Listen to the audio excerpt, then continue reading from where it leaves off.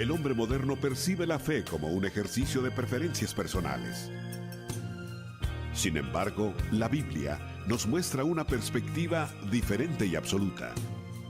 La Iglesia Familia Sinaí presenta el programa Fe Práctica con el pastor Jonathan López.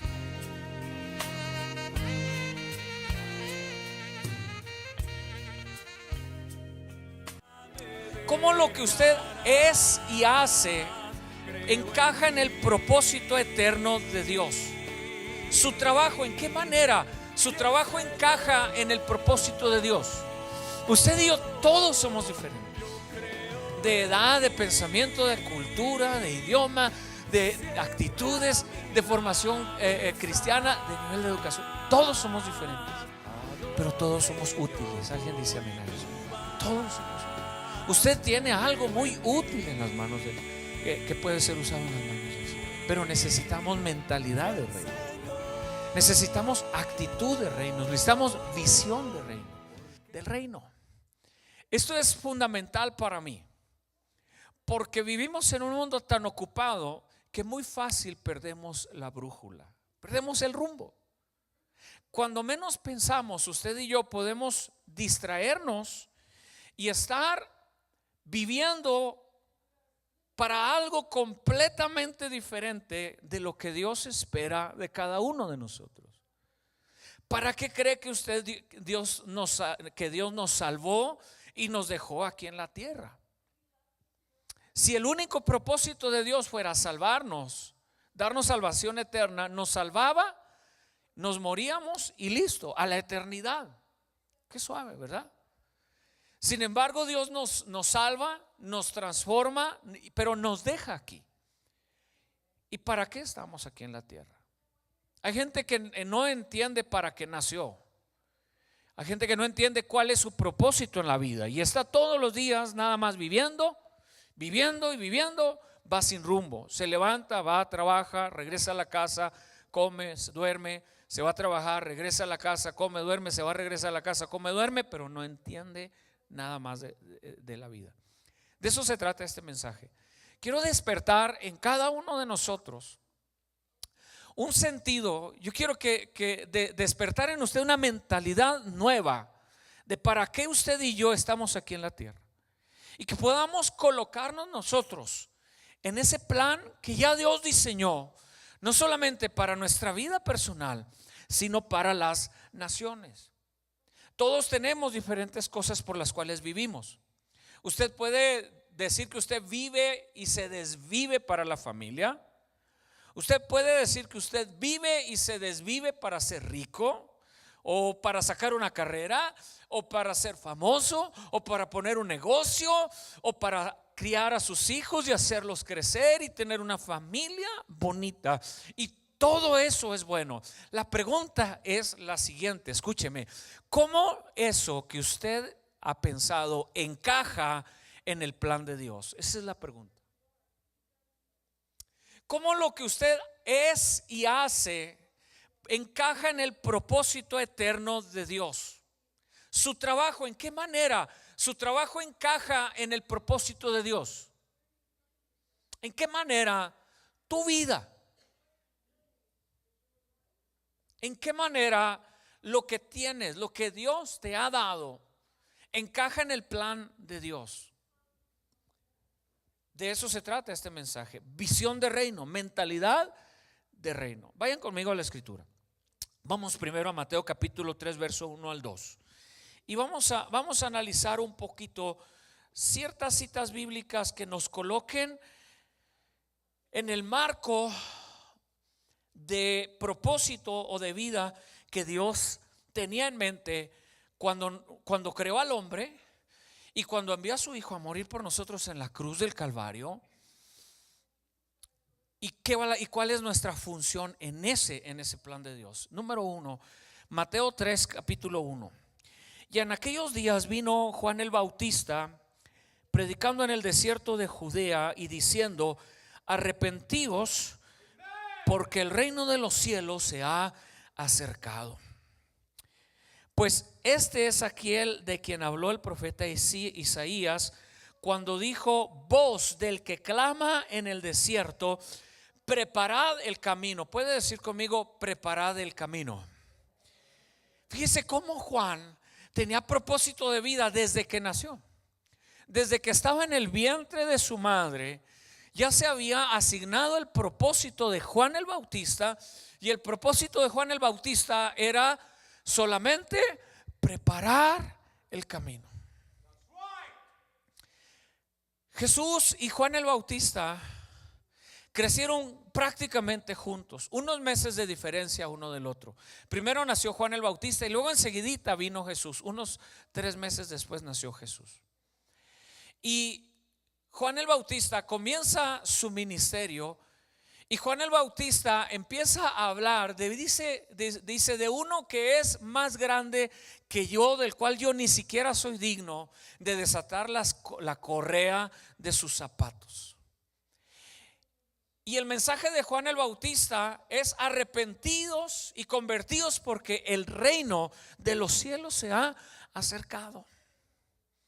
Ahora, van a crecer juntos, van a entrar al ministerio juntos. Y Jesús comienza su ministerio a la edad de 30 años. Y Juan el Bautista comienza primero que Jesús el ministerio. Pero bien rápido así, Juan el Bautista va a morir decapitado. Le van a cortar la cabeza. Juan el Bautista se va a confrontar en ese momento a la autoridad romana. Y le va a decir a la autoridad romana: no te es lícito tener la mujer de tu hermano. Se enojan contra él y le mandan cortar la cabeza. Bien rápido así. Así que en realidad, si analizáramos el propósito de Juan el Bautista y en relación con su tiempo de vida y de trabajo en la tierra, fue muy poco, pero él cumplió su propósito en la vida. Porque su propósito en la vida era preparar el camino para el Señor. Y él salía y él decía: arrepentidos, porque el reino de los cielos se ha acercado. Y empezó a bautizar gente. Y es más, él mismo le tocó bautizar al Señor Jesucristo. Pero Juan el Bautista habla de eso que ahora es nuevo. Es nuevo para el pueblo de Israel. 400 años Dios no les ha hablado. Han pasado entre el Antiguo Testamento y el Nuevo Testamento 400 años en los cuales Dios ha cerrado su boca. Y el primer mensaje va a ser, o uno de los primeros mensajes va a ser el de Juan el Bautista. Preparad el camino, y trae un concepto Juan el Bautista que ahora Jesús lo va a empezar a multiplicar, y es el concepto de reino de los cielos. Juan el Bautista comienza a hablar del reino de los cielos, y luego Jesús comienza a hablar del reino de los cielos y enseña parábolas y dice: y el reino de los cielos es semejante a. Y empieza Jesús a enseñar el concepto: reino de los cielos, reino de los cielos, reino de los cielos. En una ocasión Jesús está con los discípulos, ¿verdad? Y les va a decir, porque Jesús lavaba los pies de los discípulos. Lo que era la función de un esclavo, Jesús la hacía él como si él fuera un esclavo. Y Jesús está trabajando esa mentalidad en ellos.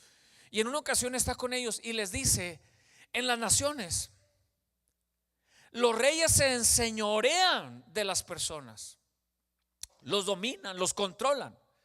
Dice: mas en el reino de los cielos no ha de ser así. El que quiera ser el primero tiene que ser el último. Entonces Jesús comienza a trabajar en ellos la mentalidad de reino. ¿Qué necesita la iglesia de hoy? Necesita mentalidad de reino. Necesita la iglesia, cada creyente, cada persona necesita saber para qué está aquí en la tierra. ¿Cuál es el propósito de su existencia? ¿Para qué Dios me salvó? ¿Por qué Dios me tiene aquí en Templo Sinaí, en Familia Sinaí? Yo antes pertenecía a otra religión. ¿Por qué Dios me tiene acá? Antes estaba en otra ciudad. ¿Por qué Dios me tiene en esta? Antes yo tenía un estilo de vida completamente diferente. ¿Por qué ahora Dios? ¿Qué tiene Dios conmigo? ¿Qué quiere usar de mi vida? ¿Cómo puede Él poner su mirada en una persona como yo para algo tan grande como su reino?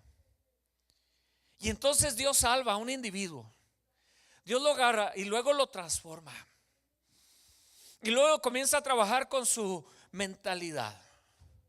Y la escritura dice que nosotros debemos de transformarnos. Si no os conforméis, dice, a este siglo, sino transformaos por medio de la renovación de vuestro entendimiento, para que sepas cuál es la buena voluntad de Dios, agradable y perfecta.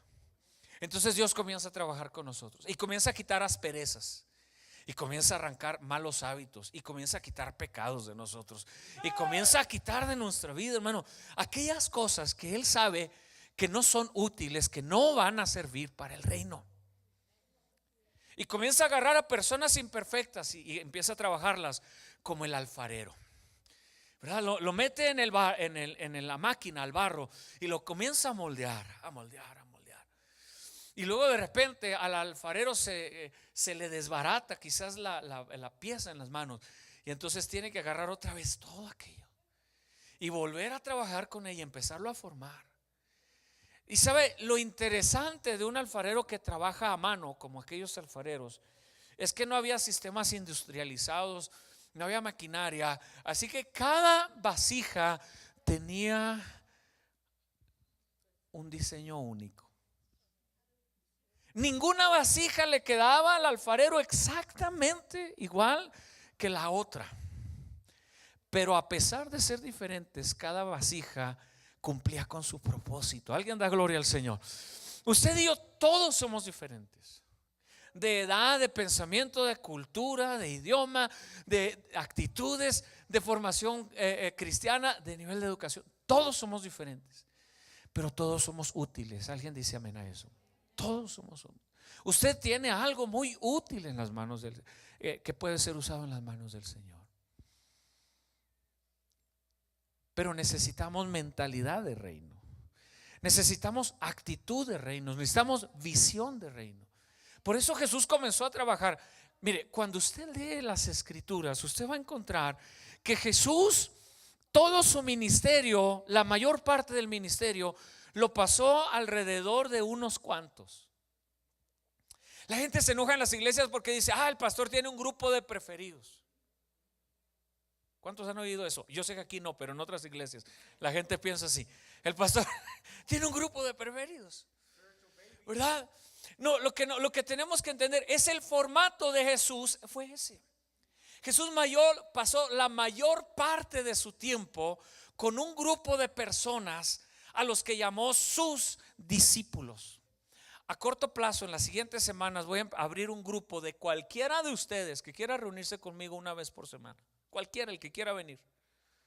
No voy a obligar a nadie, no voy a pedir a nadie, porque me quiero transferir a ese grupo. Le quiero enseñar lo que sé, le quiero decir cómo se hace el ministerio. Quiero juntarme con usted a platicar, a conocernos mejor, porque quiero reproducirme en ustedes. Y eso es exactamente lo que Jesús hizo, y luego empezó inmediatamente a trabajar con ellos. A Pedro empezó a trabajar con su carácter, con Juan, con Judas, con Tomás. Empezó a trabajar con cada uno de ellos, y todo lo que Jesús hacía, lo hacía para desarrollar en ellos mentalidad de reino. Eso es todo lo que Jesús estaba haciendo. Cuando a Jesús lo vemos ministrando a multitudes, lo vemos ministrando a multitudes como consecuencia de algo que Él estaba haciendo con sus discípulos, pero la visión de Jesús no eran multitudes. Hoy tenemos a las iglesias y a las personas obsesionadas con las multitudes. Hoy se caracteriza un ministerio por ser exitoso dependiendo en la cantidad de personas que tiene.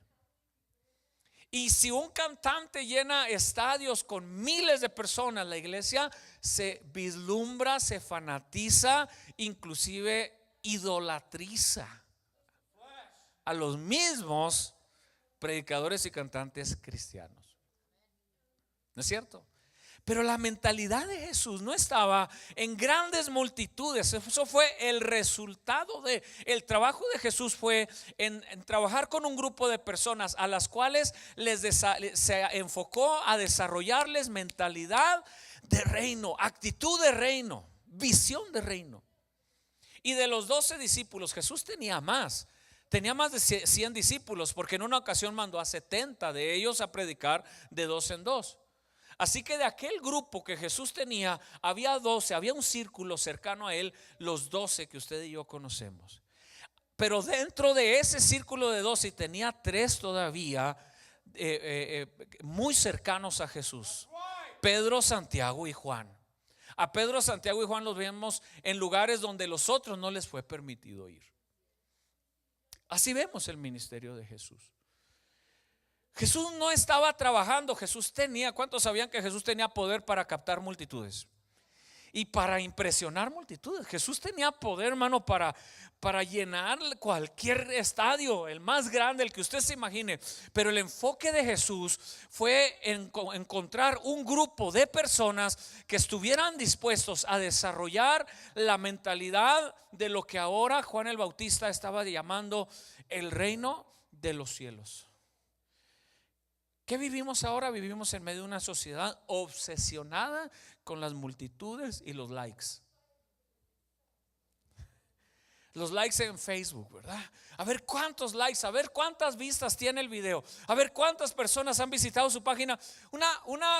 Vivimos en medio de una sociedad obsesionada y a veces idolatrizada por las multitudes. Acaba de morir un hombre que mis respetos para él, ¿verdad? Julio, ¿cómo se llama? Julio Melgar. Sí, sí, ese es el nombre, ¿verdad? Mire, me encantó lo que hicieron para honrar su trabajo, su ministerio. Pero me quedaba también una sensación paralela. Y pensaba, ¿cuántos pastores mueren en el olvido?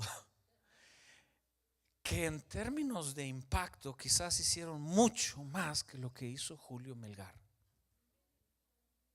¿Se ha puesto a pensar en eso? ¿Y cuántos de ellos, hermanos, terminan, hermano, en una vejez indigna a veces, abandonados por sus propias iglesias porque ya no funcionan como antes? Pero que a lo largo de su vida tocaron a 20 o 30 Julio Melgares, ¿no es cierto? Y no estoy deshonrando el trabajo que hizo Julio Melgar. Yo creo que fue un hombre de Dios que ministró bonito a las multitudes, que Dios lo usó en el área de la alabanza. Creo que era un hombre que está bien, no, pero me quedaba el doble sabor de boca al mirar esos videos con tantísima gente, con los artistas más famosos, con los predicadores más famosos. Algunos le profetizaron que se iba a sanar y ya se murió. Porque a veces le queremos ayudar a Dios. Yo le decía a Mauricio ayer eso, es que a veces le queremos ayudar a Dios, queremos hacer quedar bien a Dios. Dios te va a sanar porque Él tiene poder, porque en el fondo queremos como echarle la mano a Dios. Te voy a echar la mano porque a mí la gente me conoce, soy muy famoso. Te voy a hacer quedar bien en las multitudes, voy a decir que tú lo vas a sanar. Y Dios va a decir, bueno, cuando tú digas algo que yo no te dije, que dijeras, entonces tú por hacerme quedar bien a mí, yo te voy a hacer quedar mal a ti. Hello. Sí, entonces Jesús trabajaba en un grupo de personas, hermano, que desarrollaran mentalidad de reino. Podemos tener estadios llenos con miles de personas, pero lo que necesitamos es que la gente que está en esos estadios, lo que necesitamos, queremos llenar iglesias, sí, pero lo que necesitamos es que esas iglesias y esas personas en las iglesias desarrollen la mentalidad del reino de los cielos. Una cita bíblica más. Esta cita bíblica la dice Jesús. Dice Jesús: vosotros pues oraréis así: Padre nuestro que estás en los cielos, santificado sea tu nombre, venga tu reino, hágase tu voluntad como en el cielo, así también en la tierra. Pero ¿qué dice ahí? Dice: venga, ¿qué? vénganos tu reino. ¿Qué es el reino de Dios? ¿Cómo piensan los ciudadanos del reino de Dios? ¿Cómo viven los ciudadanos del reino de Dios? ¿Cómo se desarrolla esa mentalidad de reino? Hay una cita bíblica más, Juan 8, capítulo 14. Y respondió Jesús y les dijo: aunque yo doy testimonio acerca de mí mismo, mi testimonio es verdadero, porque sé de dónde he venido. Y ¿qué dice ahí?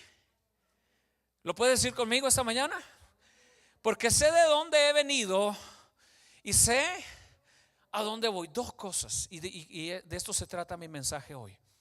Dos cosas que nos van a ayudar a desarrollar mentalidad de reino. Jesús dice: yo sé de dónde vengo, pero yo sé también a dónde voy. Esos son los dos elementos más importantes para desarrollar una mentalidad, una actitud, una visión de reino. Es: yo sé de dónde vengo y sé a dónde voy. Dice: pero vosotros no sabéis de dónde vengo ni a dónde voy, y vosotros juzgáis según la carne. Yo no juzgo a nadie, y si yo juzgo, mi juicio es verdadero, porque no soy yo solo, sino yo y el que me envió. ¿Quién? El Padre. Entonces Jesús está ligando lo que Él es directamente al Padre. Y ahí encontramos los dos elementos de mentalidad de reino. El primer elemento es mirar hacia adentro. El primer elemento es para tener visión de reino, es mirar hacia adentro, y el segundo es saber mirar hacia afuera. Jesús dijo: yo sé de dónde vengo. En otras palabras, Jesús tiene una identidad única, exclusiva, pero que de esa identidad Él la liga y la conecta directamente a Dios el Padre. ¿Quién eres?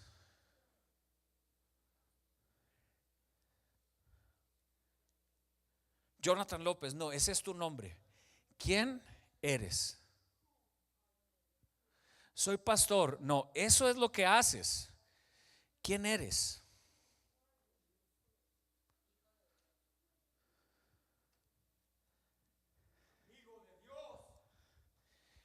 Esa es la pregunta para ustedes esta mañana. ¿Quién eres? ¿Cuál es tu identidad? ¿Qué te caracteriza? Entonces, primero miremos hacia adentro. Vamos a hablar un poquito de identidad. El mirar hacia adentro nos da una perspectiva de identidad. ¿Quién dice Dios que soy? Por eso Jesús ligó su identidad al Padre.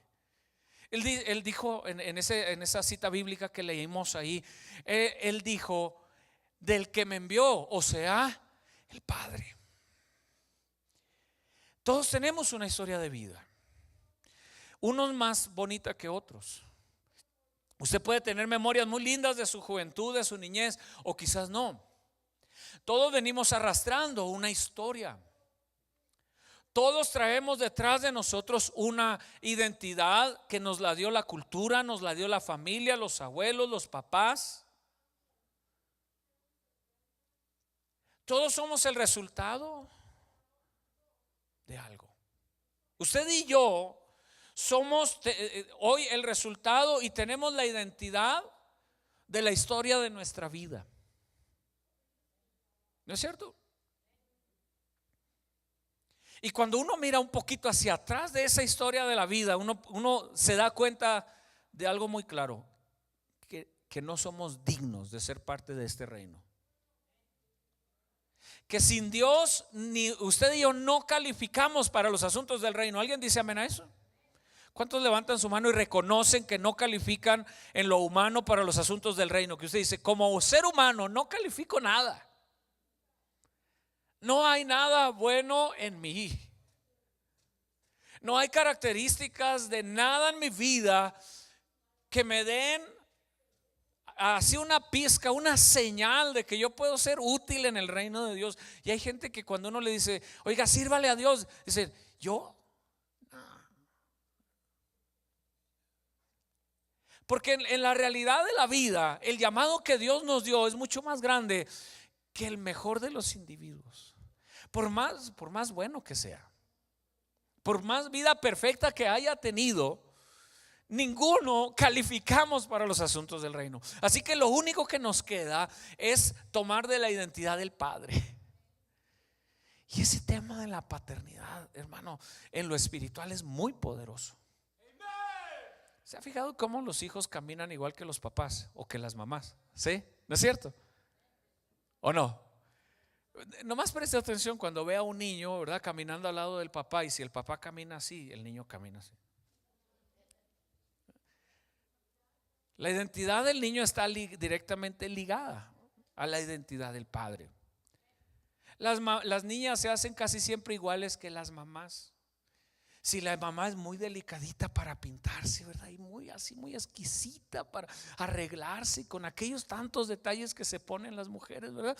La niña va aprendiendo a desarrollar todos esos detallitos, ¿verdad? Y si la mamá, ¿verdad?, sales bien arreglada, aunque va al Walmart, ¿verdad?, se pone hasta, ¿verdad?, lo que no puede arriba, ¿verdad?, para ir bien arreglada al Walmart, la niña aprende a vivir exactamente igual. Y vienen a ser exquisitas, y vienen a ser igual que papá, igual que mamá, ¿no es cierto?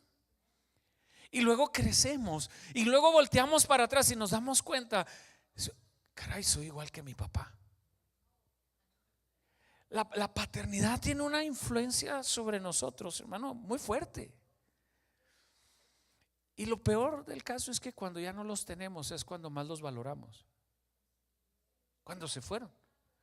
A veces por más equivocados que hayan estado, más malos que hayan sido, cuando volteamos para atrás, wow, la paternidad hay algo muy especial en ella. Mi amigo Noé creció sin su papá y siempre platicábamos, y yo le preguntaba pues que si él lo conocía. Las memorias de él eran muy borrosas de su papá. Sabía del pueblo donde había nacido y cosas así. Pero Noé, mi amigo, de repente se casó, y la colonia donde él se fue a vivir, cerca de esa colonia, quedaba una casa quedaba una tienda de esas de barrio que tenía el nombre de su apellido. Y para no exponerlo públicamente, ¿verdad?, no digo su apellido, pero la tienda tenía su apellido de él. Y a él le llamó la atención. Entonces llegó a la tienda y empezó a platicar con las personas de allí, y empezó a preguntarles que si de dónde venía ese apellido, y para reducirle la historia, eran su familia que él no había conocido. Y a través de esa familia, él, ya siendo adulto y casado, pudo ir a conocer a su papá. Y un día llegó inclusive trabajó conmigo en mi negocio por algunos años. Un día llegó y me dijo: voy a ir a conocer a mi papá. Y le pregunté: ¿y cómo va a ser? ¿Qué va a pasar? Me dice: no sé. Me dice: ya me dieron la dirección. Fue, lo conoció y regresó conmigo a platicar. Le digo: ¿cómo te fue? ¿Qué pasó? Cuéntame qué sentimientos había alrededor de eso. ¿Qué tan difícil fue? Dice: no sé. Dice: llegué y no me animaba a tocar a la puerta de la casa. Dice: me sentía enojado, me sentía contento, me sentía triste, me sentía feliz. Había una mezcla muy grande dentro de mi vida, porque en el fondo quería conocerlo y en el fondo no quería conocerlo. Dice: finalmente andaba caminando yo ahí, dice, no tocaba la puerta de la casa, caminé por la acera en algún momento, y él sabía que yo ya iba a llegar, y él pasó, y él me vio pasando por ahí y me dijo: hey, ¿eres tú, Noé? Le platico esa historia porque creó en Noé una sensación nueva relacionada con la paternidad, aunque no había conocido de su papá desde la infancia.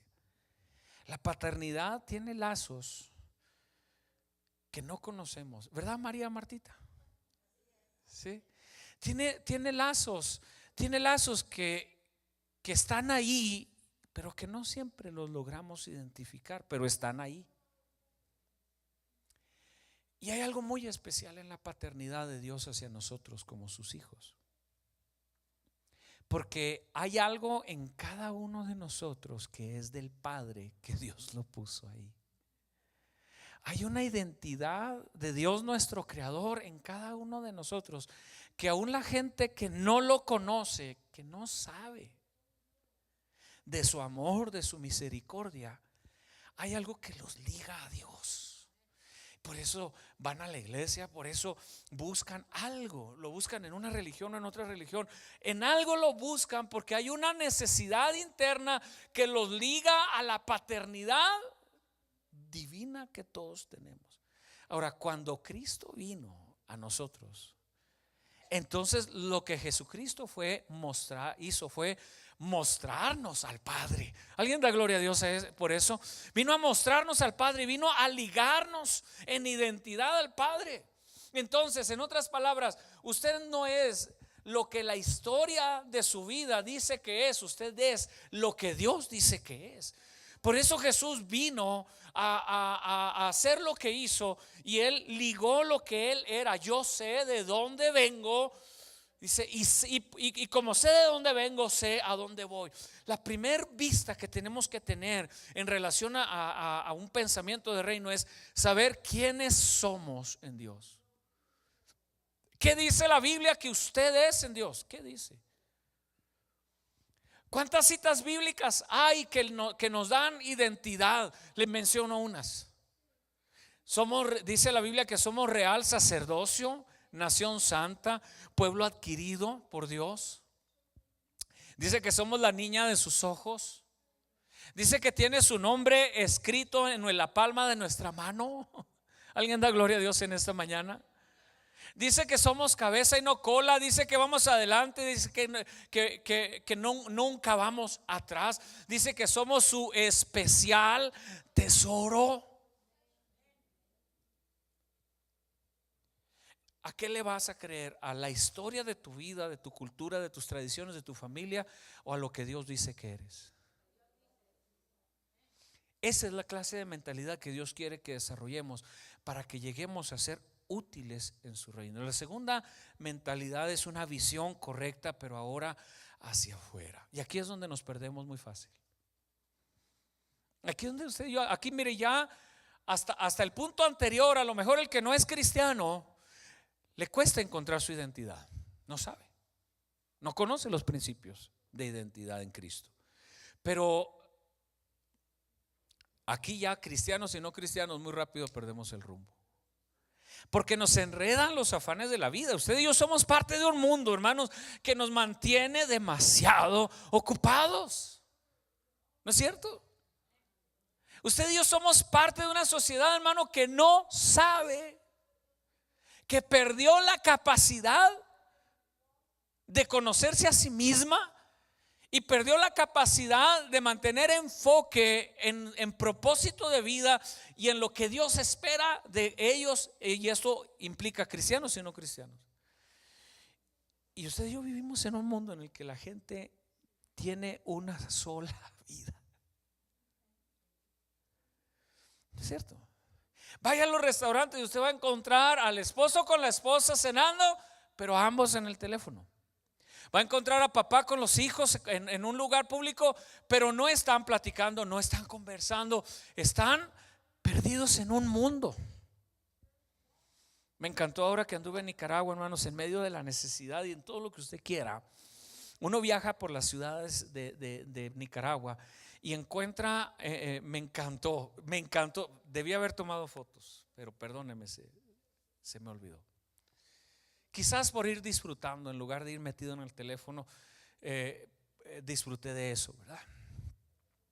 Me encantó ver a las familias, hermano. Sacan afuera de las casas albercas de esas inflables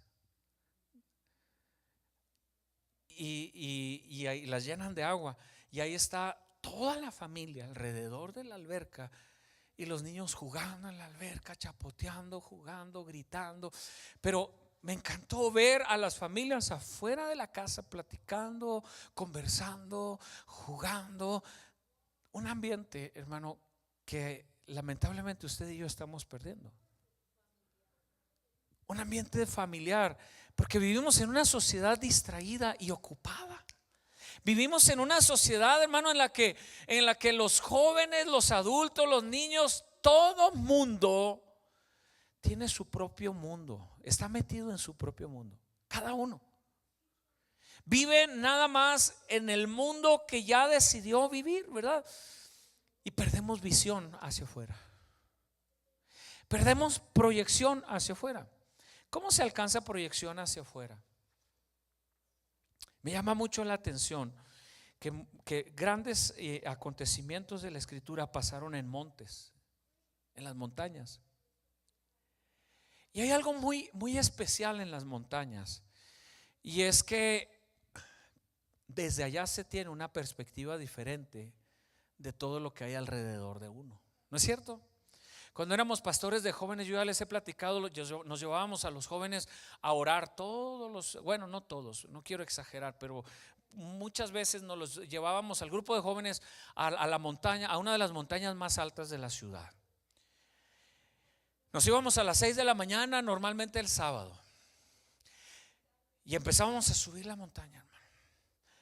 Y desde arriba de la montaña se podía mirar toda la ciudad de Chihuahua. Y desde ahí, desde la montaña, orábamos que Dios cerrara los bares, las cantinas, los centros de prostitución.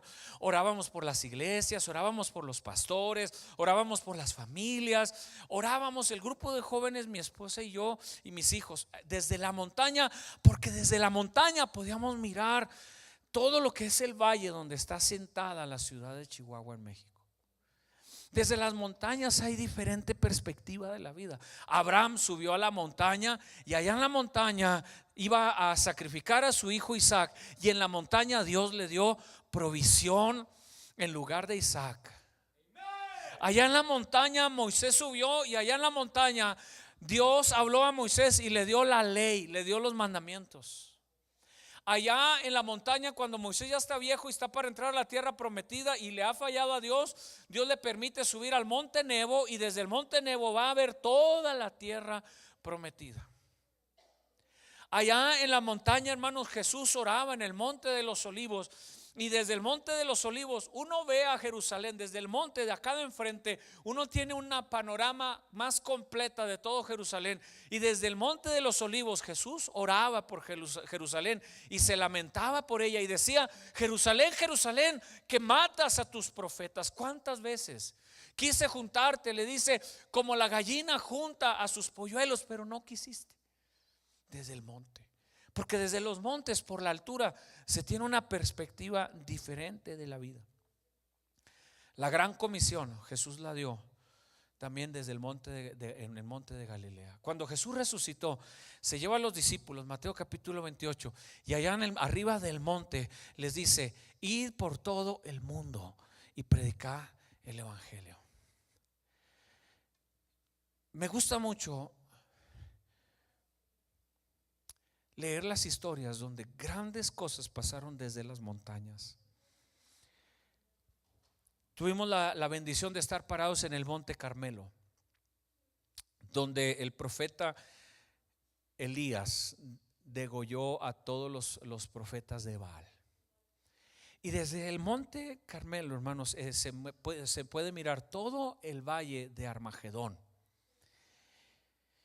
Y hay una cita bíblica ahí, no sé si ustedes se acuerdan, cuando hubo sequía en la nación por más de 3 años, y que el profeta sube allí al monte Carmelo, y desde el monte Carmelo Dios el profeta manda a su sirviente y le dice: ve a ver si se ve alguna nube venir. Pero es desde el monte desde donde se ven las cosas. Iba el siervo y decía: no hay nada. Y regresaba y le decía: no hay nada. Al rato le volvió a decir el profeta: regresa otra vez y ve a ver si hay otra nube. Y regresaba: no hay nada. Hasta que al fin el siervo del profeta mira y dice: allá se mira una pequeña nube. Se mira a la distancia, es como del tamaño de la palma de una mano. Y le dice el profeta: corre, Ve y dile al rey, ve y diles que se preparen porque una gran tormenta está por venir. Pero esas cosas suceden desde las montañas, desde donde se puede mirar a la distancia. Hay un dicho en inglés que dice que es tan grande los árboles que no nos dejan ver el bosque. Que son tan grandes los árboles que no nos dejan ver el bosque. A veces nos metemos tanto aquí que perdemos perspectiva. Y cuando perdamos perspectiva tenemos que subir la montaña de Dios. Tenemos que mirar desde arriba y decir: Señor, enséñame, muéstrame, ¿para qué estoy aquí en la tierra? ¿Cómo te puedo servir? Pero tienes que subir la montaña, tienes que ir desde el lugar alto, desde donde puedas ver más que lo que mira hasta donde alcanza tu nariz. Tienes que subirte y detenerte un momento en la vida, porque vivimos demasiado a prisa. Tienes que poderte detener, analizarte, saber quién eres en Cristo y luego tratar de mirar la vida desde un panorama más amplio. Uno de los trabajos de uno como líder, hermano, aquí en la iglesia, es tener la capacidad de ver el panorama desde arriba. Yo me encierro a veces en mi oficina y tengo que pensar: ¿cómo está la iglesia? ¿Cómo la visualizo? ¿Qué cambios tenemos que hacer? Pero es desde arriba.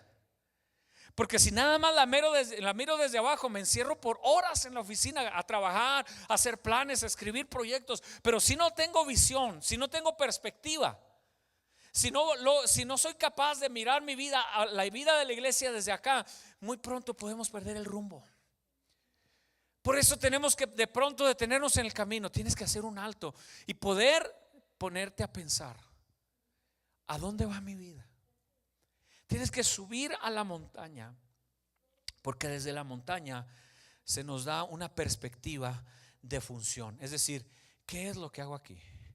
Vea conmigo esa imagen.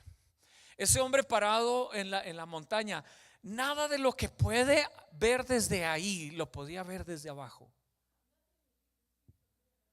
Los gigantes se miran diferente de arriba para abajo de como se miran de abajo para arriba. Pero trate de pararse ahí junto con ese hombre en esa montaña y dése cuenta que si no estuviera él ahí arriba, él no tendría todo ese panorama. Abajo hay un pequeño pueblo, una villa. Esa villa tiene veredas, tiene caminos, tiene ranchitos, tiene propiedades, tiene casas, tiene negocios, tiene vida, hay vida ahí abajo. Y si este hombre de la fotografía, que no sé quién es, si ese hombre vive en aquella población, si él no es capaz de subir la montaña, puede pasar el resto de su vida en ese pueblo perdiendo la oportunidad de ver todo lo que está alrededor de él. Y lo mismo nos pasa con nosotros con la vida. Cuando pasamos tanto tiempo demasiado acá y nos pasamos encerrados acá, ¿cuántas cosas dejamos de hacer, de ver y de disfrutar por estar metidos acá? Esta mañana a las 4 y algo de la mañana yo desperté, ya no pude dormir, así es de que me bajé, me fui a tomar café al primer piso. Y esas son grandes oportunidades para poder analizar con la perspectiva de la vida. Son grandes oportunidades, grandes momentos donde uno puede estar a solas, donde uno puede disfrutar y poder analizar y hacerse preguntas: ¿qué estoy haciendo? ¿A dónde voy? ¿Qué sentido tiene lo que estoy haciendo? ¿Es importante? ¿Vale la pena?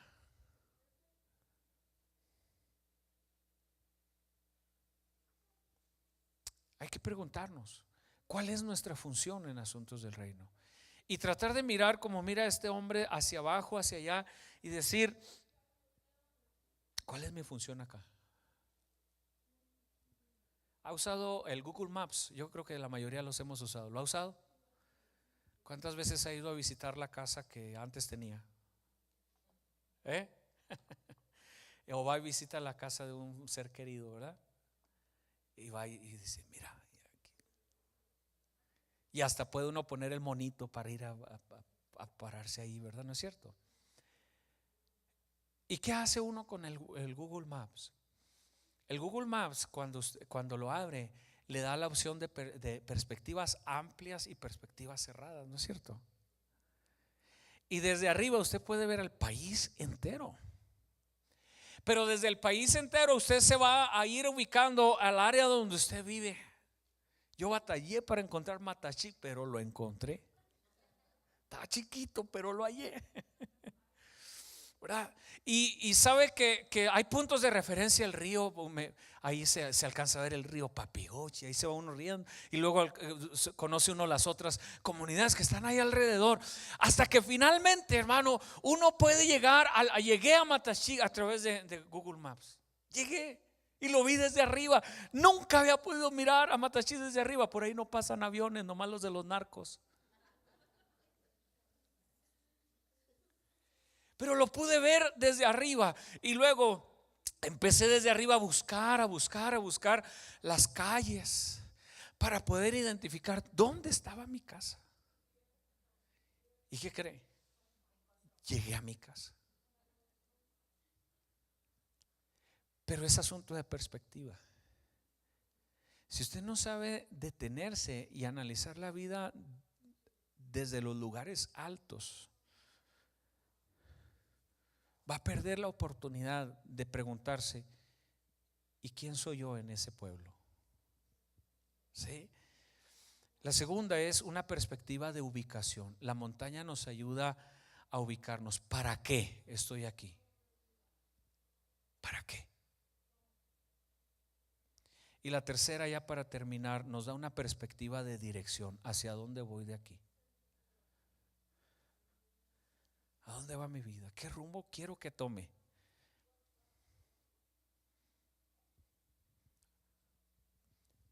¿Va bien? ¿O se va perdiendo poco en el camino? Y si se va perdiendo, vuélvase a colocar. Yo tengo que estar revise los planes de la iglesia todo el tiempo. Ya está gordo, me caigo. Ya está mal, me caigo. Ayer pasé casi todo el día, casi todo el sagrado día, desde la mañana hasta la tarde, nada más revisitando nuestro plan de iglesia, nuestra estrategia de iglesia, revisitándola, haciéndole ajustes. ¿Qué no está funcionando? ¿Qué sí está funcionando? Revisando para introducir los cambios que sean necesarios, porque de repente perdemos el rumbo feo. Y como iglesia tenemos que mantener siempre mentalidad de reino. ¿Quién soy? Y una perspectiva correcta hacia afuera. ¿Quieren ponerse sobre sus pies? Se paró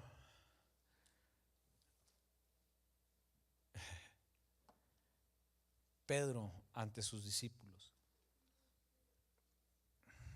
y les dijo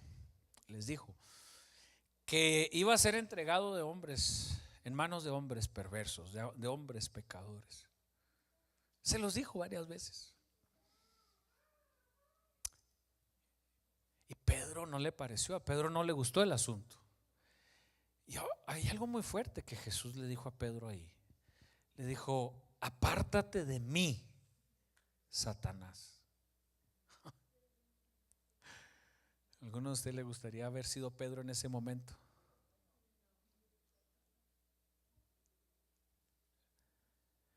Pedro le dijo: no, Señor, no. Eso no va a pasar, Señor. Hagamos para nosotros. Y Jesús le dice: apártate de mí, Satanás. Qué fuerte declaración de Jesús. Porque Pedro quería distraer a Jesús del plan que el Padre tenía para su vida. Y le dice: apártate de mí, Satanás. Pobre Pedro. Yo creo que si hubiera sido miembro de una iglesia, ahí mismo se va, ¿verdad? Sí. Entonces, más adelante, Jesús está quebrantado y dice: mi alma está turbada hasta la muerte. Dice: ¿qué he de decir? Padre, líbrame de esto. Dice: no, porque para esta hora he llegado. Para esto he venido. Vine para morir y tengo que morir. Vine para servir, tengo que servir. Si tengo que terminar en una cruz para cumplir el propósito de Dios en mi vida, Padre, hágase tu voluntad y no la mía. Jesús no se permitió que ni Pedro ni su propia condición lo desviaran del propósito de Dios. Visión de reino, actitud de reino, pensamiento de reino. Esas dos cosas necesitamos: identidad y perspectiva externa, para que no nos perdamos en el rumbo. Amén.